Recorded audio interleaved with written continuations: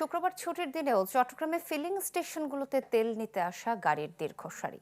সকাল থেকেই বিভিন্ন স্টেশনে পেট্রোল অকটেন নিতে লাইন ধরেন যানবাহন চালকরা। দীর্ঘ সময় লাইনে দাঁড়িয়ে তেল নিতে গিয়ে ক্ষোভ প্রকাশ করেন ভোক্তারা। তবে এরপরও চাহিদা মতো তেল না পাওয়ার অভিযোগও করেন অনেক চালক। অবশেষে বেশি ভোগান্তিতে পড়েন মোটরসাইকেলে রাইড শেয়ারিং করা মানুষজন। এতে করে জীবনমানে প্রভাব পড়ার শঙ্কার কথা জানান তারা। তবে কর্তৃপক্ষ বলছে, চাহিদার পূর্ণ মাত্রায় তেল সরবরাহ না থাকায় পর্যাপ্ত তেল দিতে পারছেন না তারা।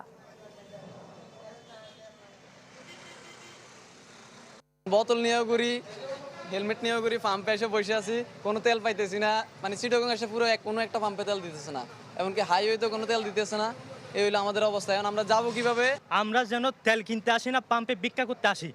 এই যে এই পাম্পে প্রায় না হলেও 3 ঘন্টা যাবত আকুতি মিনতি করে ভিক্ষার মতো করে আমরা 200 টাকা 300 টাকা তেল পাচ্ছি না। অনেক দীর্ঘ লাইন দেওয়ার পরে অর্ধেক লাইন আসার পর বলছে অকটেন নাই, কিন্তু আমাদের জ্বালানি মন্ত্রী সাহেব বলছেন যে অকটেনের কোনো কমতি নেই। গাড়িতে হয়তো 1-2 লিটার তেল আছে, ঢাকা পর্যন্ত যাওয়ার মতন নাই। তো এখানে আসছে এক ভদ্রলোক বললো যে এখানে তেল আছে, তো এখানে আসলাম। নগদ নিয়ে এলো হার না মানা হার অফার। সর্বনিম্ন 10,000 টাকা রেমিটেন্স নগদে পাঠালে থাকছে স্বর্ণের হার জেতার সুযোগ।